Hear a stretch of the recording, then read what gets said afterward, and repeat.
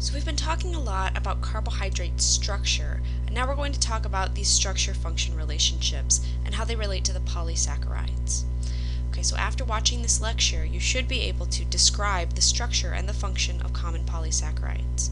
You should be able to explain how carbohydrates are related to human health as well. Okay, so starting off, the structure really does tell you a lot about the function, and that's true for all of the macromolecules. So the structure of the carbohydrates is really depends on the monomer. It depends on the monomer, it depends on the linkages, it depends on the stereochemistry, it depends on the anomeric state, all of that. So the monomer, the linkages, everything that we talked about in the previous lectures. And from this structure, we see that there's two main types of carbohydrates, two main types of structures that we see. And we see some that are mostly branched or irregular. And then we see some that are sort of extended, and they have regular repeating intervals.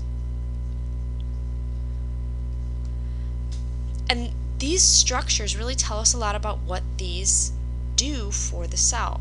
So when something is branched and irregular, we can think that that was kind of just like randomly put together. And so something that you would randomly put together would be like if you were just throwing things in a bin for storage. You don't have to worry about whether this glucose is in the perfect right place, because you're just going to hydrolyze that bond again later.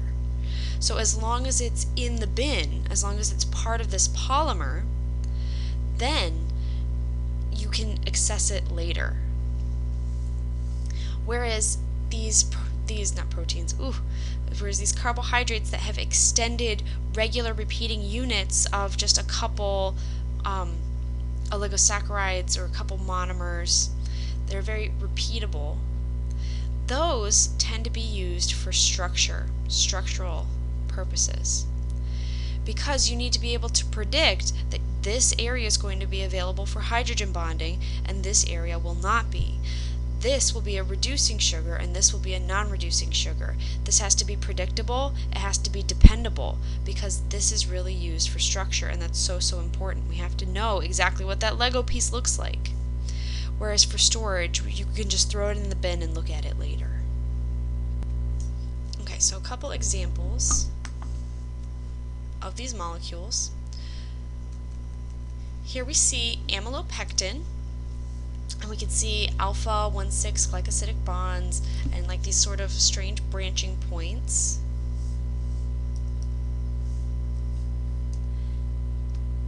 And alpha 1,4 glycosidic bonds. So we have linear and we have branches, and it's going off, and it's kind of not very repeatable. So this is a storage molecule. Okay. Other storage molecules include, well, let's write storage first. Amylopectin, amylose, starch,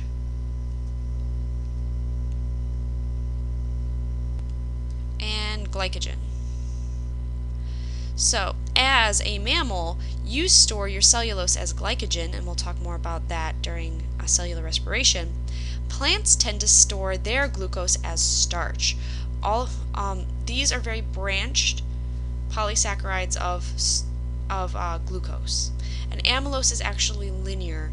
That's the one exception to the storage rule.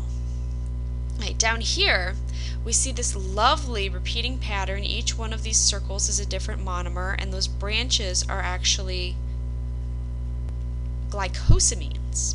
Okay, so this is a structural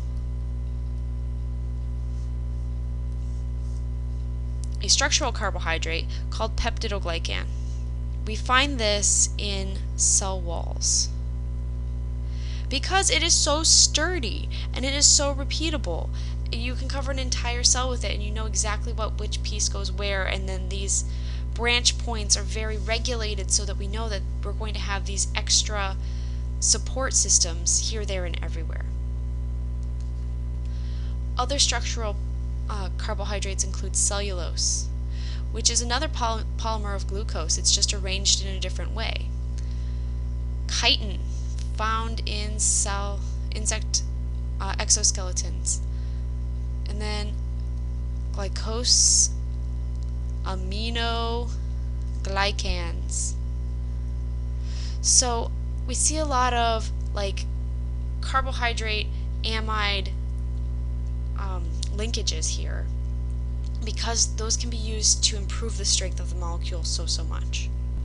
Okay, so recognize these general relationships for the exam.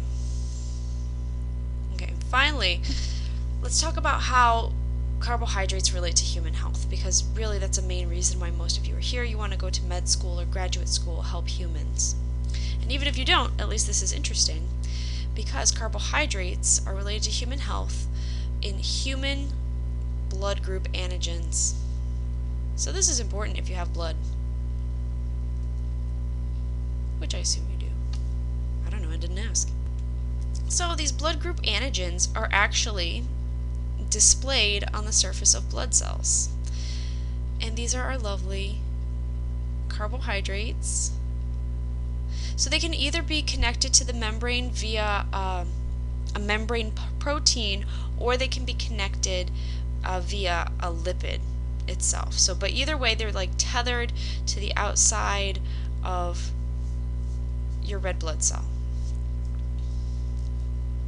Red blood cell. Okay. So the antibodies in your body will recognize these sugars attached to the red blood cell, and your body will either make these antigens or not, depending on what's present there. So if you have blood groups, you're probably all familiar with the ABO blood groups.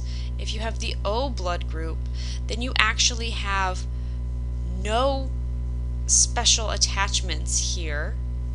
You are non-antigenic, so your body actually makes anti-A and anti-B antibodies that circulate through your blood. So if you have blood group O, you can only accept blood from other O donors.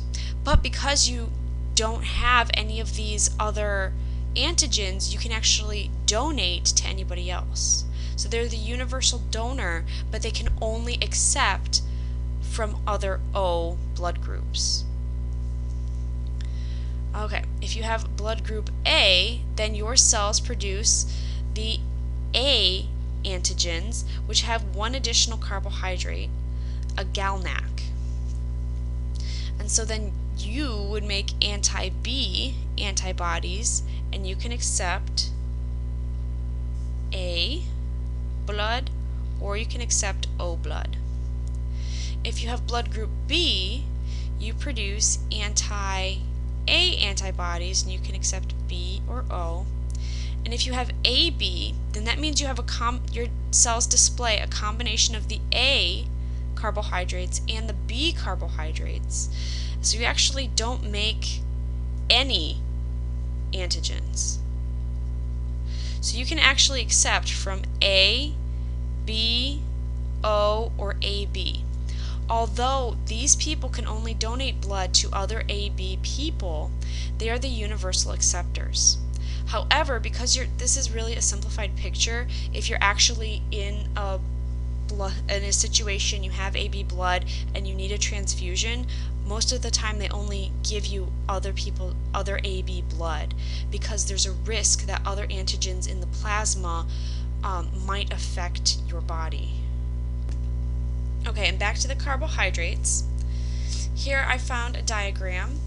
It shows the general structure of the sugars that would be attached to the membrane of these different cells. So when you have O type, you just have green, blue, red, blue, yellow. And we see that that's the repeating base unit for O type, A type, and B type. A type has this additional green. It has this additional N-acetylgalactosamine, that's the GalNAc.